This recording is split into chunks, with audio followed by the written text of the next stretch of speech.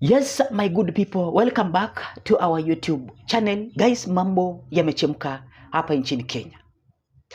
Kumbuka guys, Kawira Mwangaza ameweza kuwa impeached kwa sababu ya corruption in Meru County. And now, Waiguru ameanza kufuatiliwa. Governor wa Kirinyaga County, Waiguru ameanza kufuatiliwa.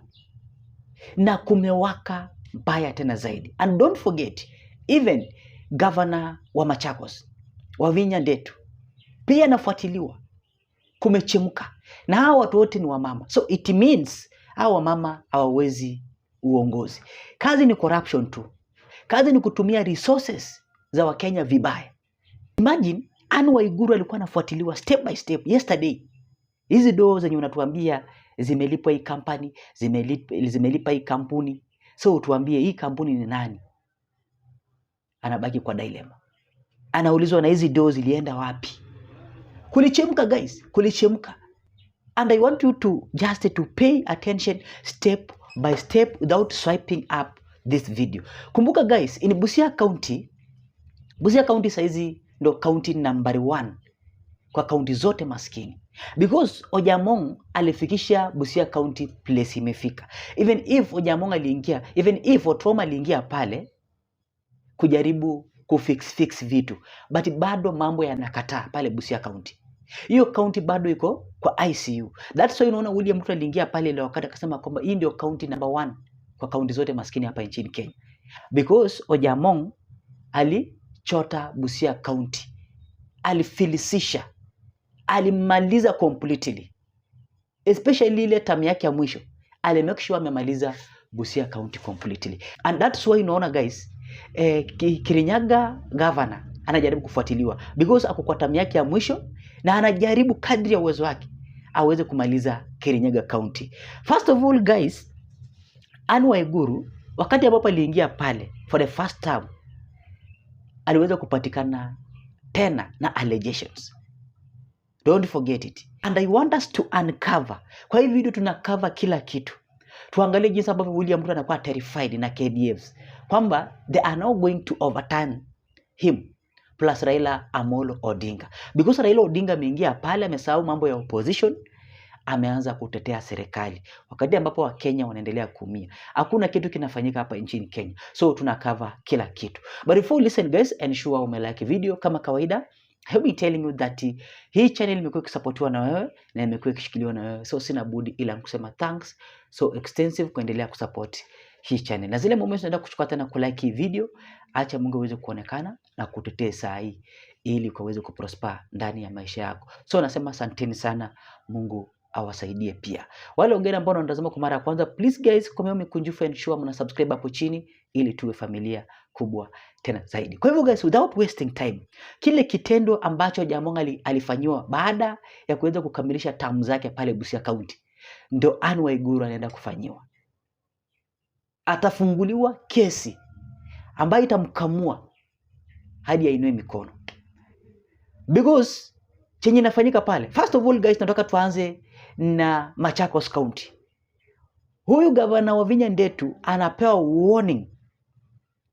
Juu mambo ambayo anajaribu kuyafanya pale yana rhyme na mambo ambayo Kawira Mwangaza alikuwa anayafanya pale Meru County na ikamgharimu kuwa impeached.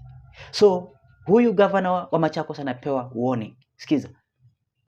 Mtu ambaye anaonekana ni kama a support uongozi wa county government ya Machakos, biashara yake inafurugwa, wanamwambia hana license hii ile, kila kitu kusudu omfrustrate na wamweke hasara. Kuna wale vijana wa agency ambao wakiandika katika mitandao kukosoa serikali ya Machakos, gavana anatumana washikwe, anatumia polisi, anatumia mahakama, anatumia ODPP kuangaisha hao vijana kutoka koti moja mpaka ile ingine. Mtu anashikwa, anawekelewa makosa ambayo si ya ukweli. Unaambiwa uliblock sijui county council askaris, ulitusi governor, sijui umetusi nani, alafu unapelekwa kotini. For example, yuko kijana mmoja hapo, Felix Mambo hako wapi? Hako hapa. Huyu kijana ako na kesi karibu 10 amewekewa na governor wa Machakos.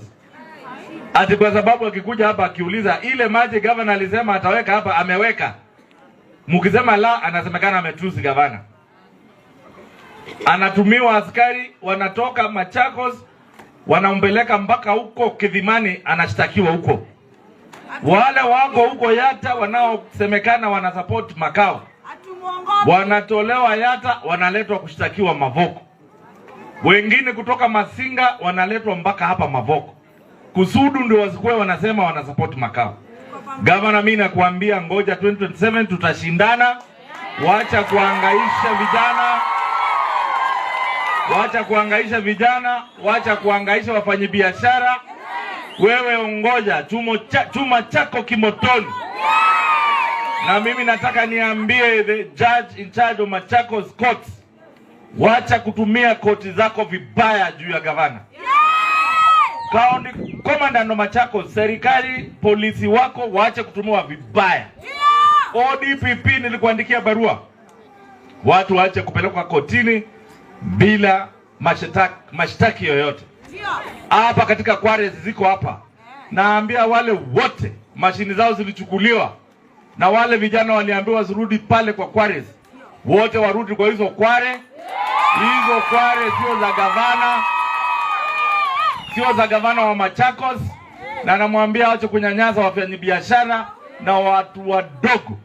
Hizo mashamba kama niyo yako unaenda kukata mawe, wachia watu wadogo wafanye hiyo kazi. Wewe tunajua umechukua mashamba pale, na hizo mashamba sio za county government, ni za wenyewe. Kwa hivyo kukuambia wewe ndio the only land grabber we have in the county, we are true. Toka pale kwa kware na waachia wale walikuwa kwa kware waendelee na kufanya kazi. Na zile tinga zote umechukua kaweka pale Mavoko locals, zote zirudishiwa wenyewe.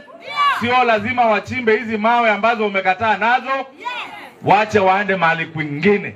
Governor, style up. Style up. Na wache hiyo binafsi na tamaa uko nayo. Watu wanataka kuishi na kufanya kazi. Unaona watu wangu? And don't forget, William Ruto and Raila Amolo Odinga wanapewa pia warning.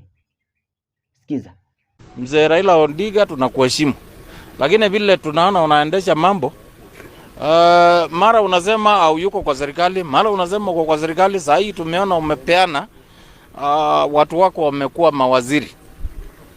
Tunajua watu wako wamechukua vyeo kama wenye kiti katika mbunge na seneti yetu ya kitaifa. Hivyo basi mimi naona maoni yangu, Raila tafadhali, saa hii wewe ni mwenye serikali na uko kwa serikali. Don't want to be both. You control opposition and at the same time you want to be in government. Junet Mohammed should honorably quit as leader of minority in the National Assembly now, even at the Senate. Nyinyi ingieni kwa serikali, endeleeni kukula huko kwa serikali. Wachaneni maneno ya mnataka kucontrol what happens in the opposition, and at the same time nyinyi mnaendesha mambo yale mambaya kwa serikali. So hiyo ni unafiki. That is not democracy. And I want to tell the ODM leader, you are killing democracy in Kenya. Kenyans in their own wisdom elected a government and they also elected opposition leaders. Sasa wewe umetoka kwa opposition umeingia kwa serikali, lakini unataka kukwamilia kwa opposition. That is not fair. That's not fair.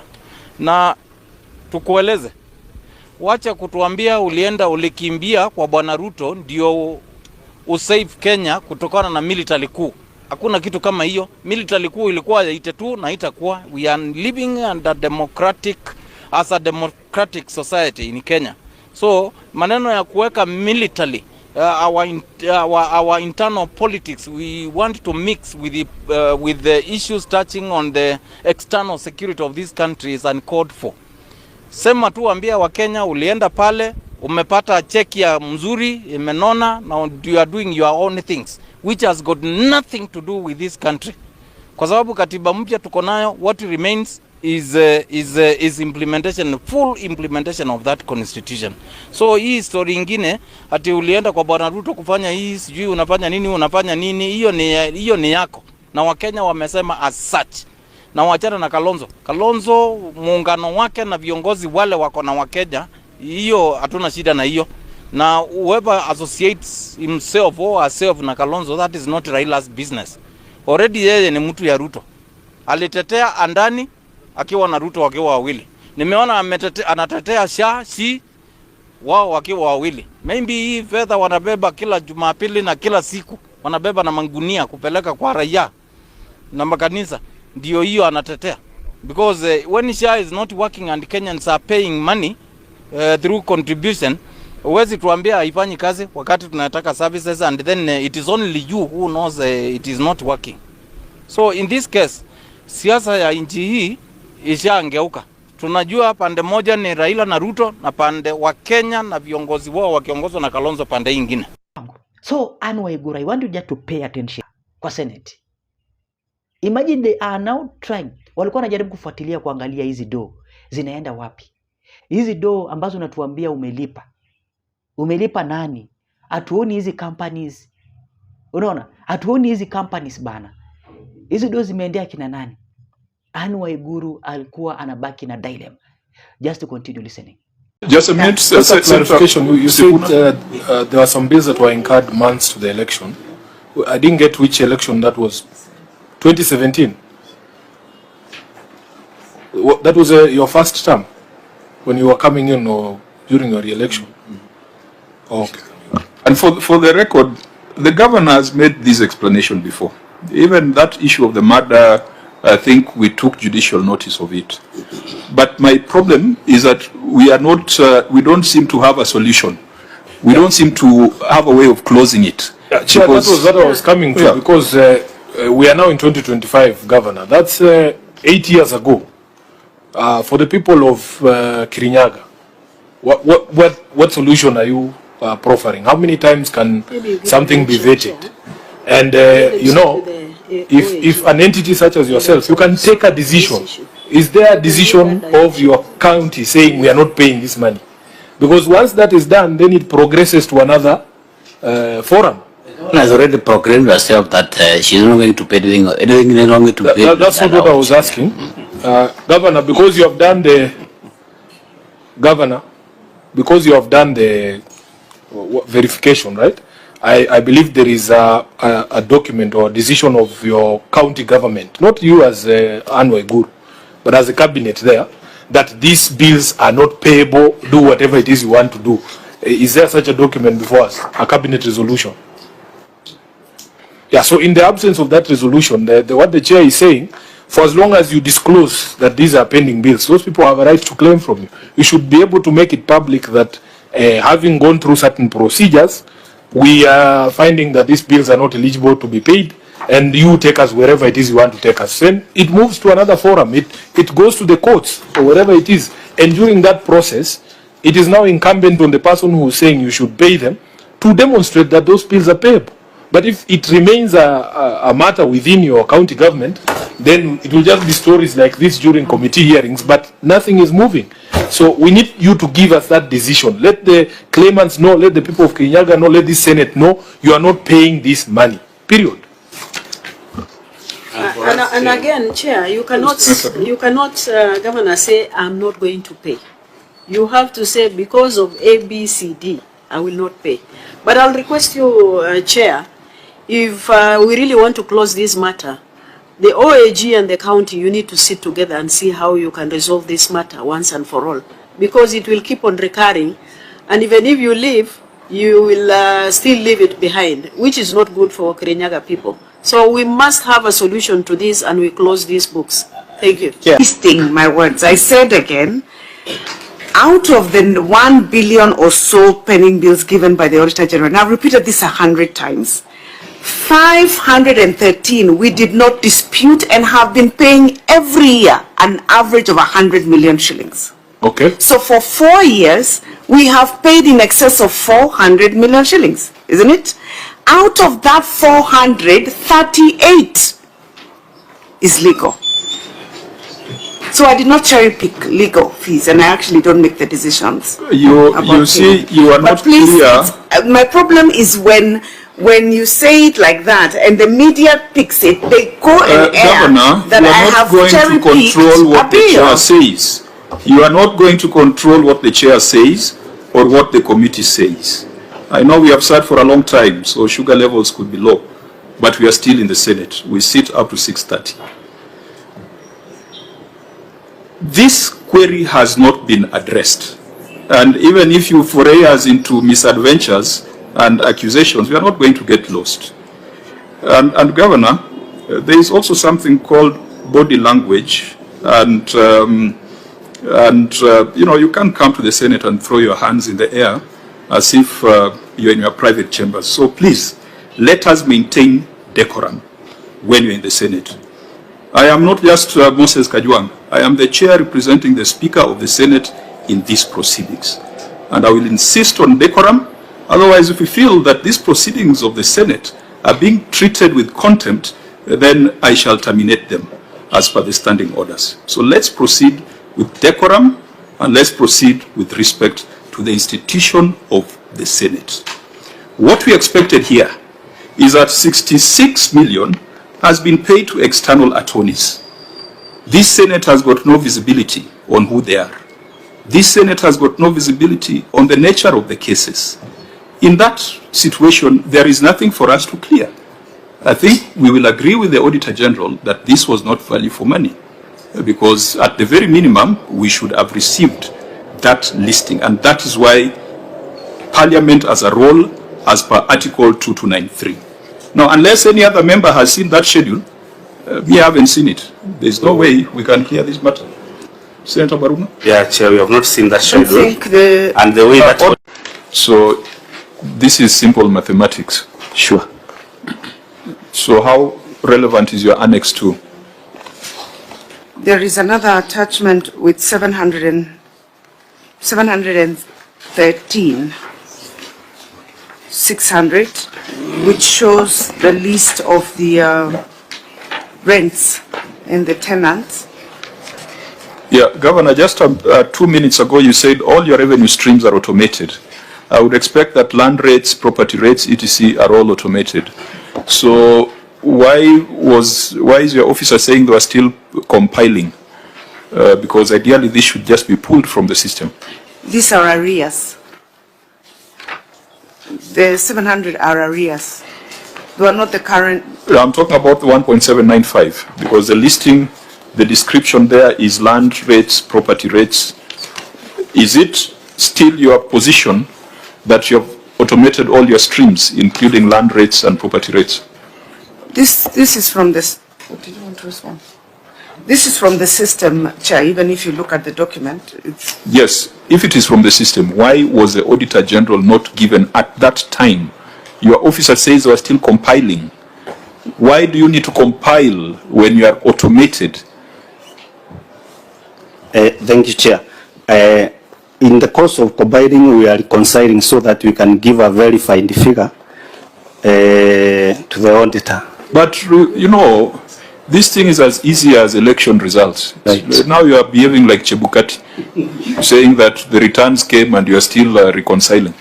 If these things are in the system, if property rates are paid in the system, when the Auditor General comes, you just click and you get an XLS to support 2.5. And the auditor was there for a couple of days, maybe a couple of weeks, and this was not provided. You bring it to the Senate. How sure are we that this piece of paper was not just made somewhere on Kirinyaga Road? Chair, if I may respond to that question as to why the documents were not submitted on time. What happens with the receiver of revenue at the close of every month? The money collected in various bank accounts is swiped directly to the CRF. At the close of financial year, there are still some accounts which are collecting, yet that money, because of the deadline of 31st, the money has not been swiped. So when the auditor comes, he only gets the receipt as of that deadline. So, and that is what contributed to the deficit of 15. However, when we got the management letter, by that time the system was fully audited and we were able to provide the additional supporting documents that auditor requested for. Auditor General, are you satisfied with, first of all, when you look at that schedule, are you able to vouch for its authenticity and its source? Because for me, it is not headed, there's no description, it might just be any other piece of paper. For us, we may not be able to authenticate the documents. But the first one looks like it's generated from the system, which is Kiripay. But the second one is like a manual receipt, the one for 700,000.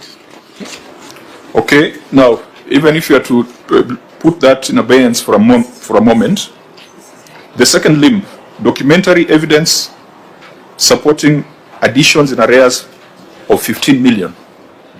Has that been provided to you? That one has not yet provided. This has not been provided. Governor, 15 million. And you know, this should be a fairly easy exercise because I would be extremely worried if it was expenditure. But this is revenue. And revenue should be very traceable. Because you can't say that you have 15 million as arrears and you don't know what the source is. If it was expenditure, I would be extremely worried. But I'm getting more worried that you cannot trace your revenue. Where is the documentary evidence for the 15.2?